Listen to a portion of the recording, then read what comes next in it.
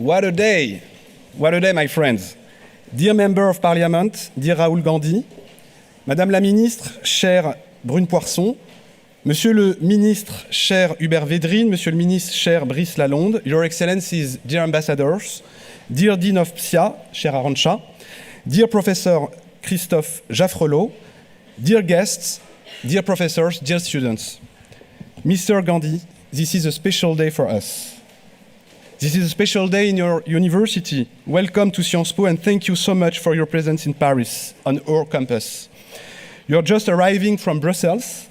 I think that tomorrow you will be in Rotterdam, and we are very, very happy to have you with us today at Sciences Po.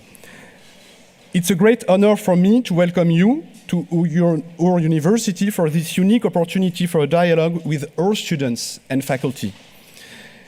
There is no need to say what an important Indian leader, and I must say a worldwide leader you are, and what role you have played for almost 20 years in the public arena.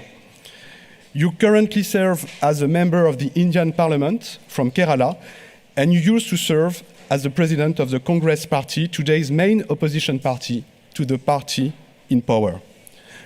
You are one of the most important voices in today's India, and you have emerged as a strong voice on the wider international scope. And I have to say, I must admit that I'm also very impressed by your 25 million followers on X, formerly Twitter. Thank you for coming to Sciences Po at this very specific moment of time. We are very much aware of everything you went through in the last month. You are also visiting us on the eve of the G20 summit hosted in Delhi, while BRICS have just extended their network to 6 new countries.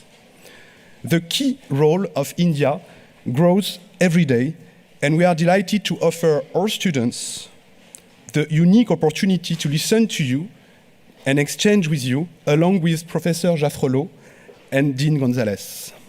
My dear friends, again, Mr. Gandhi, thank you for choosing Sciences Po during your short visit to France. We all look forward to this 90 minutes with you. Thank you very much. Tani Ya Vad. Thank you.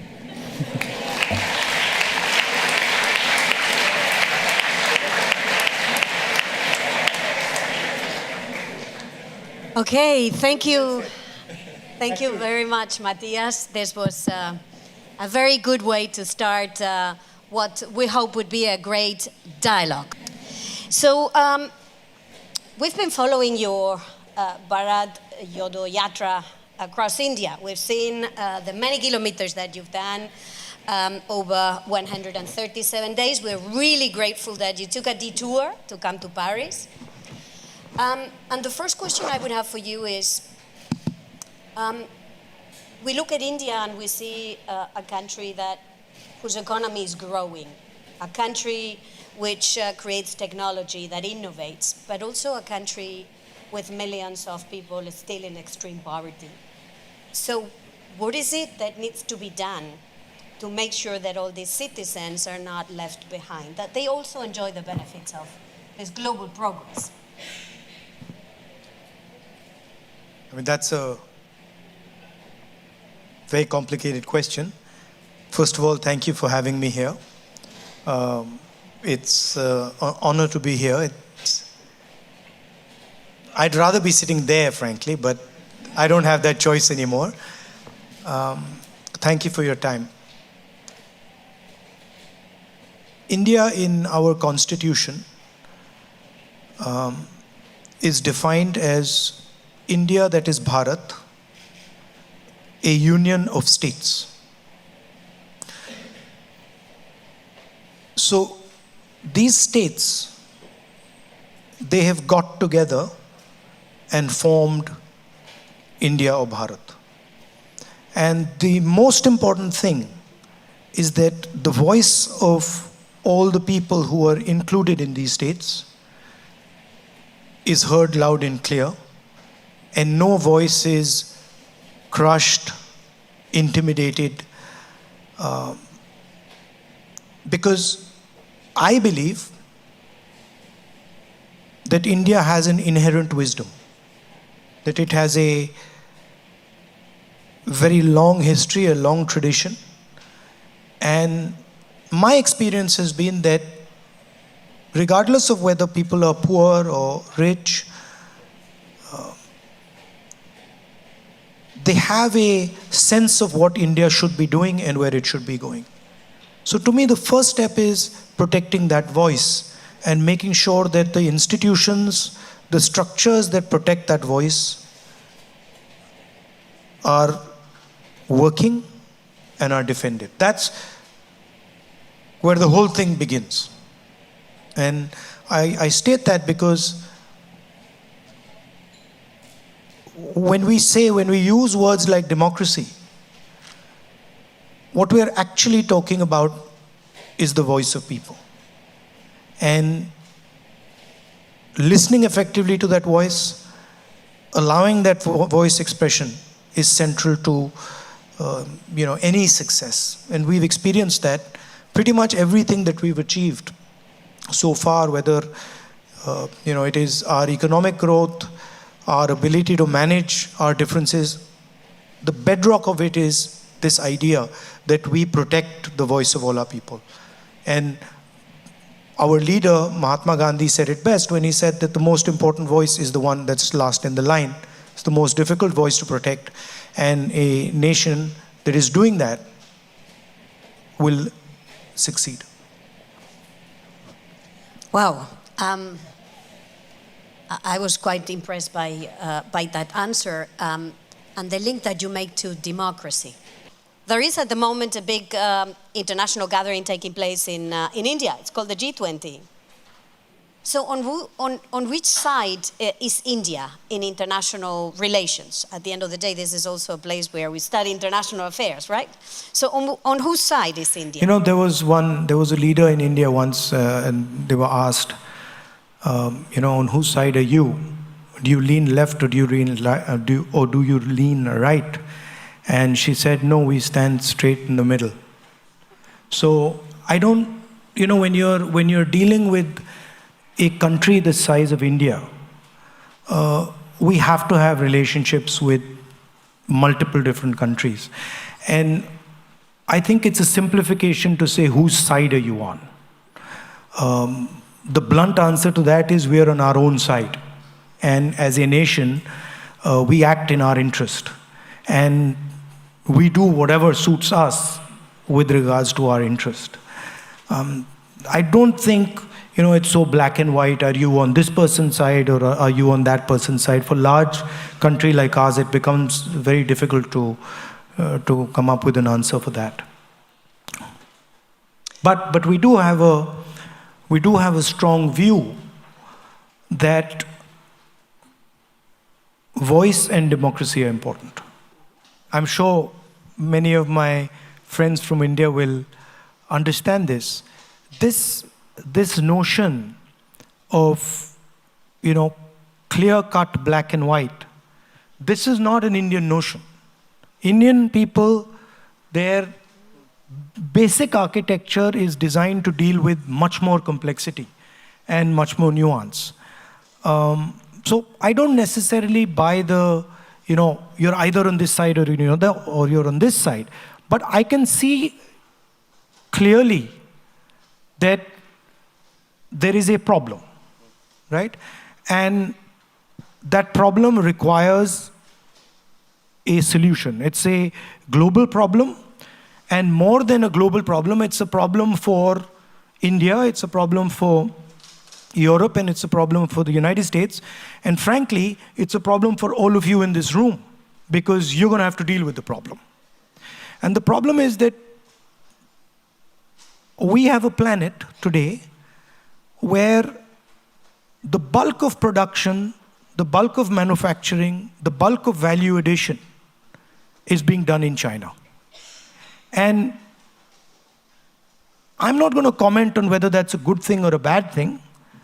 The Chinese have successfully competed against us and achieved it, right?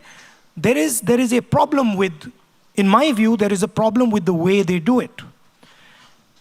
They produce, They're very good at producing. They produce the phone in my pocket. They produce the camera. But they do it in non-democratic, coercive conditions. And the problem is that for us, we need to think about production in a democratic environment, production in a non-coercive environment, and we need to be able to compete with them. Meaning, they don't need to give their population political freedom. They can just give them economic freedom and then become the center of production globally. We have to produce and compete with them, and we have to give our people political freedom and economic freedom. So that is really the challenge. I don't see it as, a confrontation with China. China has placed on the table a way of working, a way of production. And I think it is important for the United States, for India, for Europe, to place an alternative system, an alternative method on the table. And I think we owe it to, certainly we owe it to our population, and I think the French and the Europeans owe it to their population, because we are not going to be able to, manage our countries. We're not going to be able to give students like you jobs without doing that. So to me, it's an opportunity to say, can we produce in democratic structures, within democratic frameworks? Lady over there. Hi, can you hear me? Yeah. My name is Lydia Jayakumar. I want to ask about the violence against minorities in India, in particular because this is close to my heart, violence, caste atrocities in India. Every day we hear, people from the Dalit community killed or violence against them because they went to a wedding, because they went to the school, because they, things that are our rights, just because we're, accessing it, there's violence against people in the Dalit community. What do you think needs to be done? Because it's societal, but it's also institutional, and it seems like there is no answer to it and there is no help from it. So. No, I think it needs to be combated. I think it requires a political imagination, and I think it is very important that it is done. What the BJP and the RSS are trying to do, the heart of what they're trying to do, is trying to stop the expression, the participation of lower castes, other backward castes, tribals, and minority communities. And for me, in India, where a Dalit person or a Muslim person, tribal person, upper caste person, anybody is being mistreated, is being attacked, is not the India I want. So I think it's very important that this question is taken head on, but I don't think that the type of political imagination that is required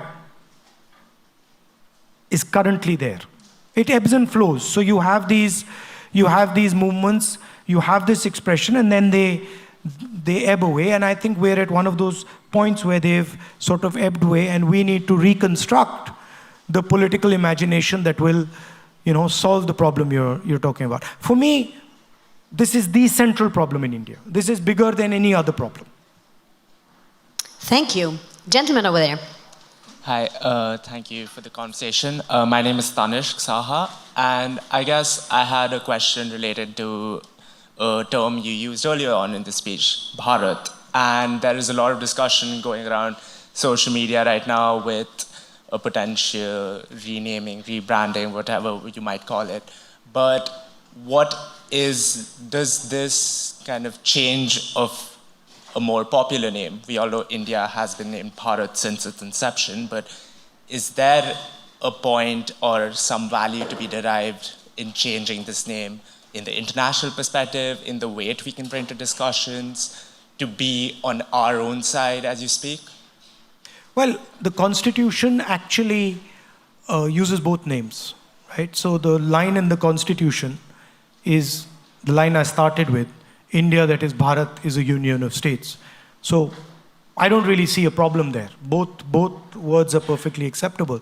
But I think maybe we irritated the government a little bit because we named our coalition India, so that got them all heated up.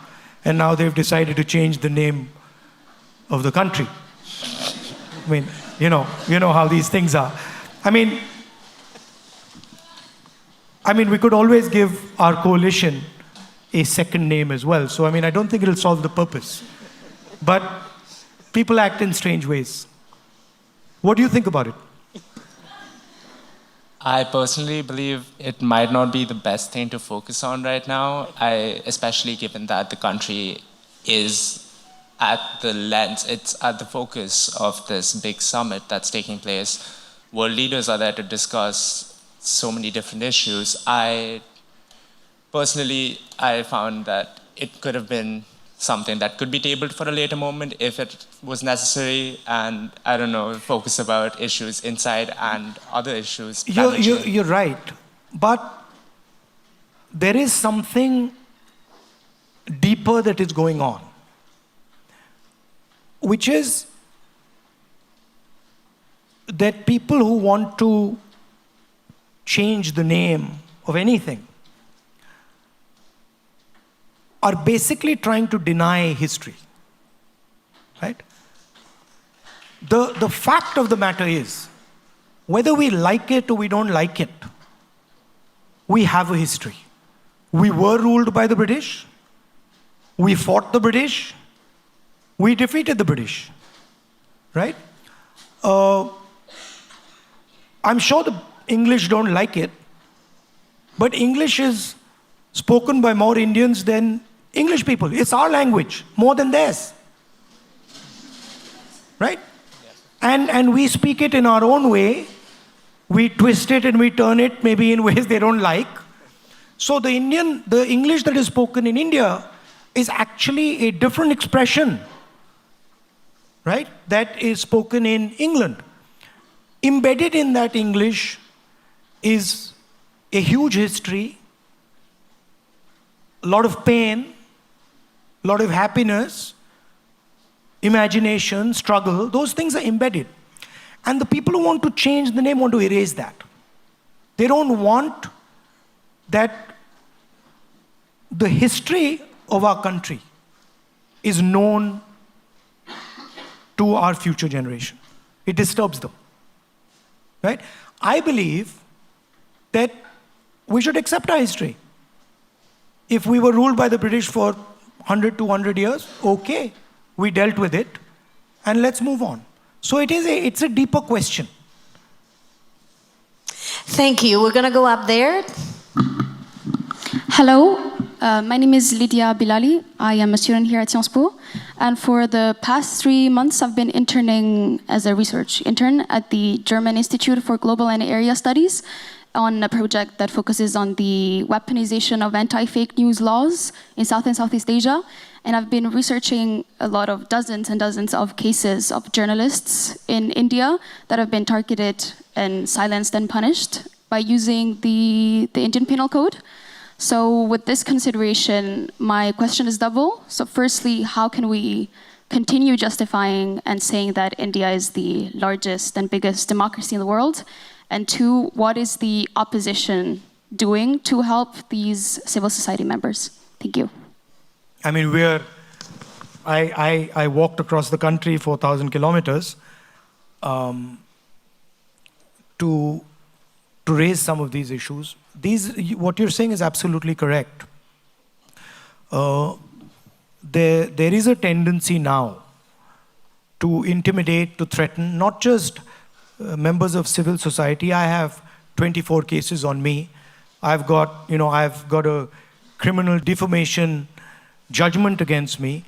The first time in Indian history that somebody has been given the maximum sentence for criminal defamation.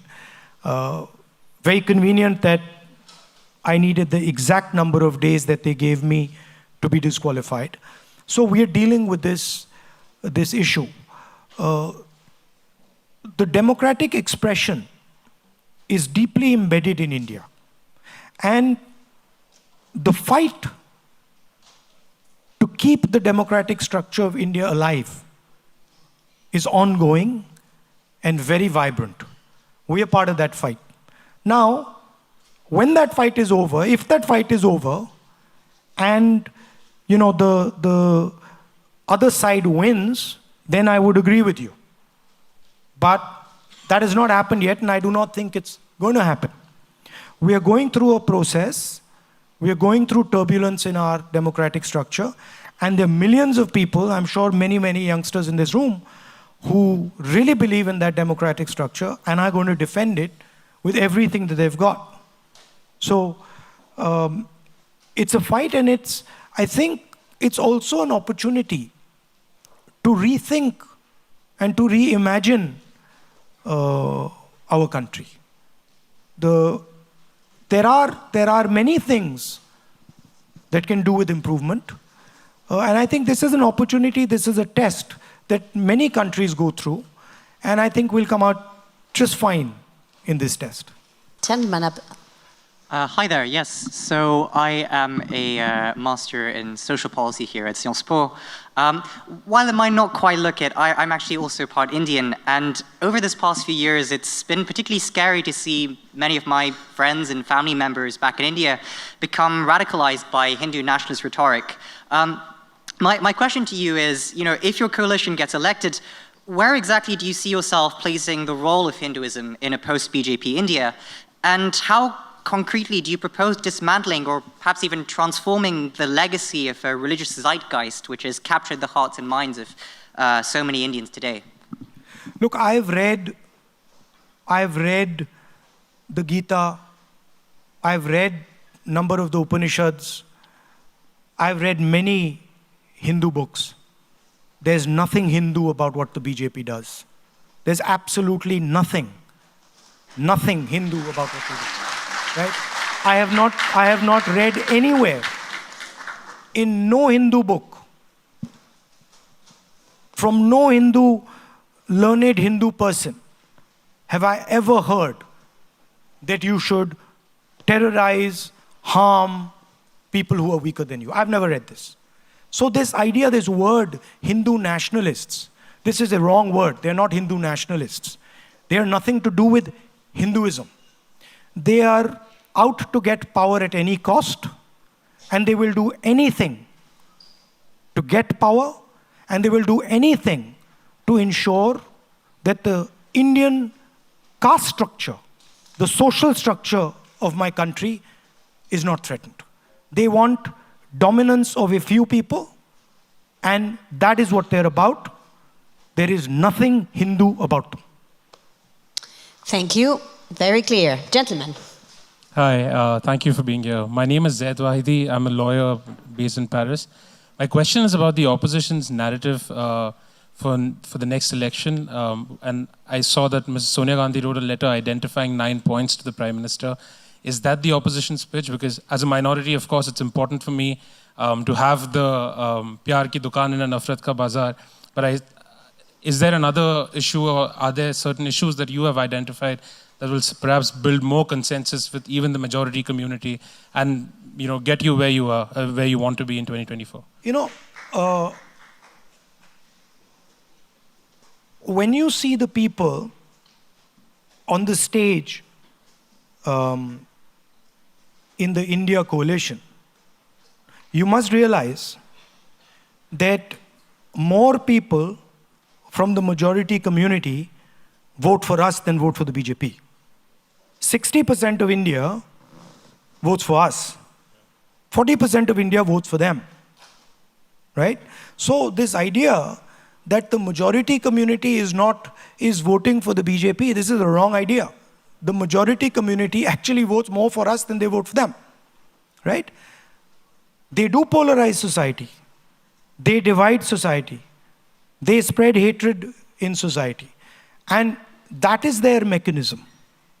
They also happen to have very good relationships with the most powerful, richest crony capitalists in the land, who finance them, support them, help them do what they do. And so this is the architecture that stands behind the BJP. The idea that Mr. Narendra Modi is orchestrating this thing is a gross simplification. Mr. Narendra Modi is an instrument of the architecture. And I'm pretty confident that the RSS can get rid of Narendra Modi in 5 minutes if they want to, right? It is a structure that is doing this. And that structure is now a threat to Indian democracy. So we are committed to fighting that structure. What are the broader elements? The first thing is the gross inequality that is taking place in India, right? Few business people who are billionaires. The third richest person on the planet was Indian, and 90% of India going back into poverty, right? So that's the first thing. The second thing is we have to solve what I was talking about earlier. We keep talking about economic growth. You read the newspapers about economic growth, right? Have you ever read in the newspaper next to the economic growth question, the employment question? Has anybody in the newspaper said, wait a minute, we are growing at 7%, 8%, but we have the highest unemployment rate in 40 years? That's a much more interesting question to me. Because we can grow at 9% and give none of you jobs. Right? That's what's happening. Right? So that's the second big question. And the third question that is very close to my heart is the large mass, the real power of India is in the lower castes, the other backward castes, these communities. And they are not given any space in the governance of India. They're not given any space in corporate India. They're not given any space anywhere. And that to me is a crime. So those would be the central thrusts of how we would think about it. The final thing I would say is that one way to look at India is that it is making a transition from rural to urban. And the largest migration of people from rural to urban in human history ever is taking place in India and China, right? And if we're going to be making this transition, this is a frightening transition for a lot of people. So we need to give them the basic minimum architecture to make this transition safely. What does that mean? That we spend a serious amount of money on education, we spend a serious amount of money on healthcare, that government does not abrogate responsibility for healthcare and education, and that we provide a minimum floor where India commits to all its people that no matter what happens, you can simply not go below that floor. We will give you a minimum income below which no matter what happens, you're not going to go. But when I talk to students, especially the Indian students here, and the students who are not from India, the injustice that the caste system in India does, the pain and trauma that the caste system in India causes, is beyond anything I know anywhere else in the world. And so I see my politics as challenging the idea that there should be this caste order in India, that there should be this permanent hierarchy in India, and that some people, should have access to all the institutions, all the structures, and other people should just live a life of poverty and misery. So this would be the framework that the Indian coalition would be talking about and thinking about. Thank you. Gentleman over there. Thank you, ma'am. And by the way, when I said minimum floor, I didn't only mean financial floor. So I think the idea that 200 million people can feel uncomfortable in India today, or Sikhs can feel uncomfortable in India today, I think that is a matter of shame for us. And I think that needs to be corrected. And there are minorities who feel that way. There are lower caste people who feel that way. There are women who feel that way. And so we are very strongly committed to this.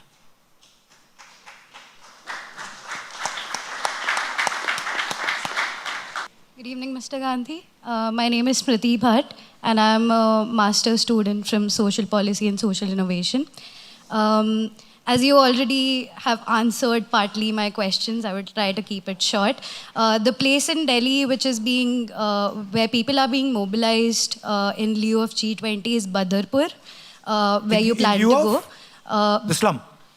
G20. Yeah, okay. Where they've been, the slum. Yeah. You plan to go there, so I'm just like letting you know the name of the place.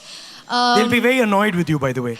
It's okay. Yeah. It's okay. In all honesty and humility, I wish to ask you if there is a defined secularism or a future of defined secularism in the country.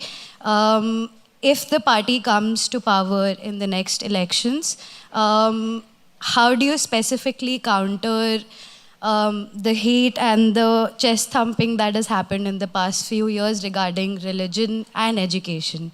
And you can choose to answer whichever. You know,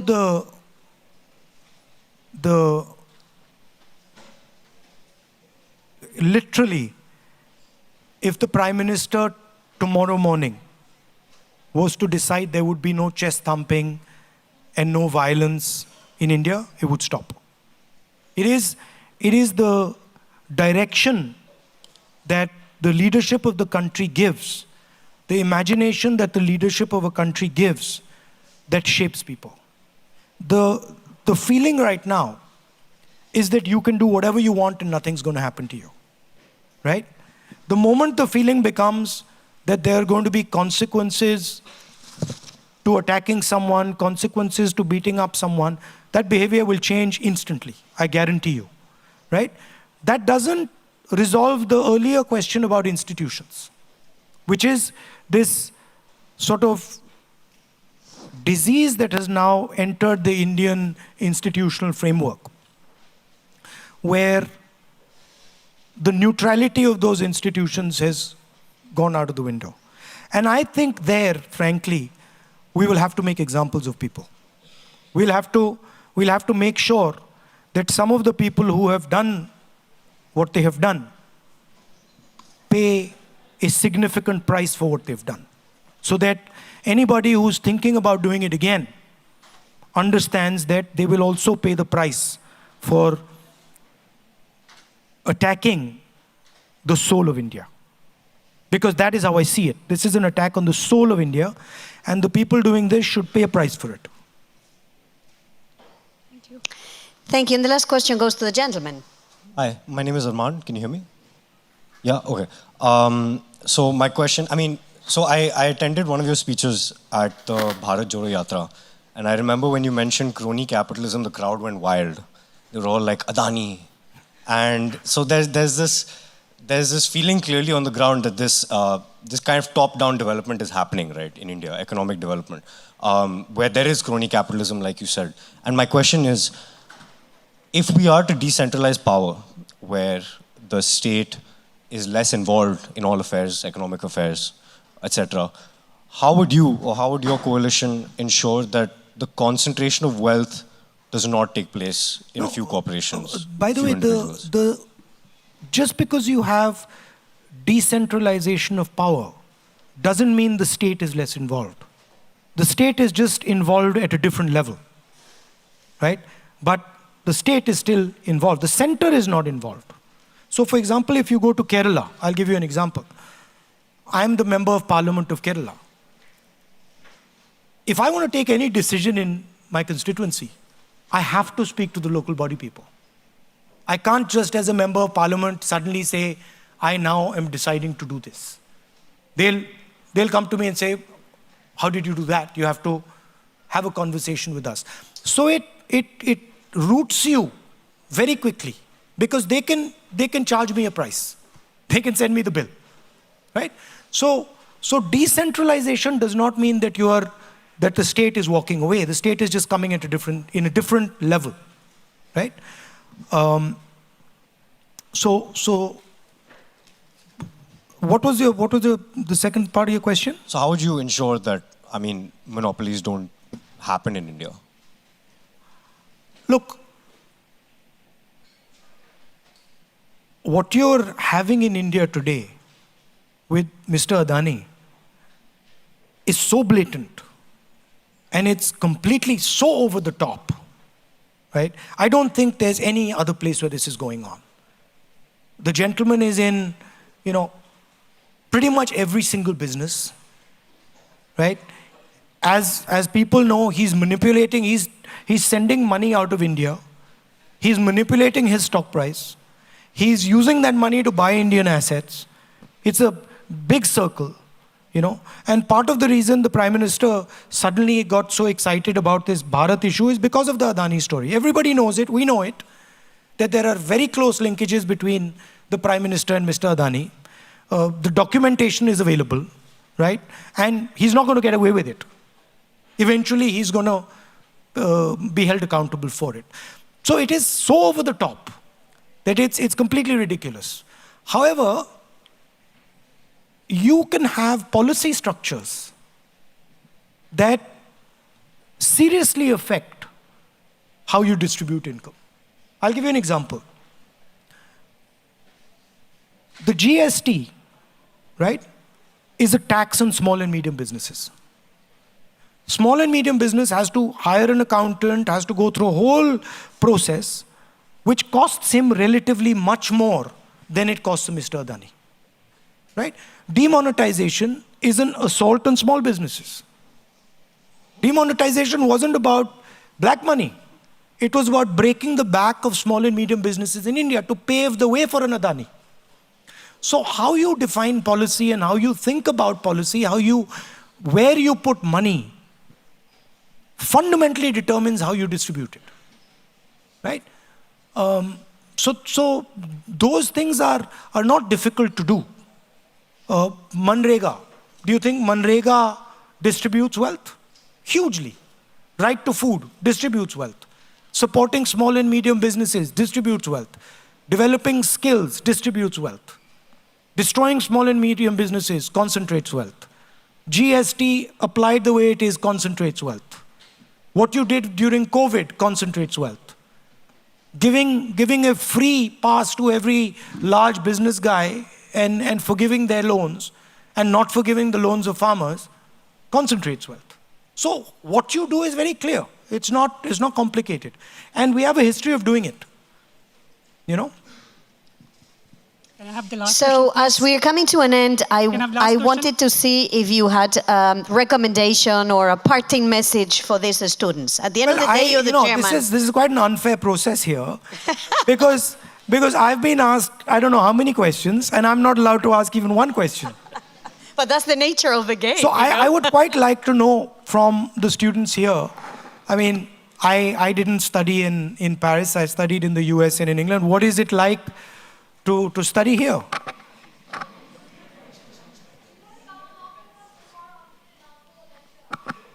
No, but I'm going for dinner this evening, I believe.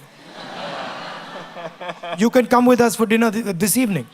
I would really ask you now to give a huge applause to our guest speaker.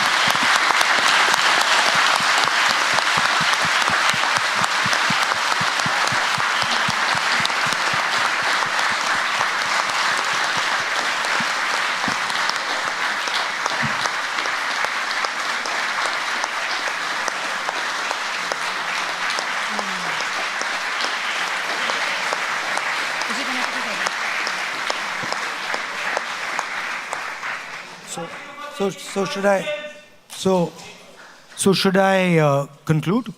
I think do you want to know about riots? I think we have concluded, yes. I'll just say 2 words. Please. So just to finish and not to drag it on too long, I see a lot of Indian students here, and I also see a lot of French students, European students, and students from all over the world.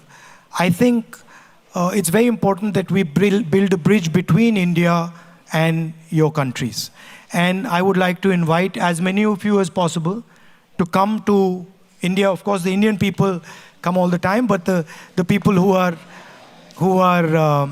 not Indian, to come to India, take a look at what is going on, and seize a lot of the opportunities that a democratic, productive India can bring to the world.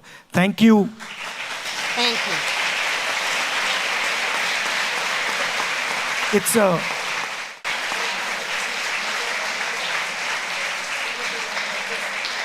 It's a chaotic and fun place. So do come. And if there's anything we can help you with, especially the Indian students, please let us know. I'm happy to come and try your restaurant with you if you want. Thank you.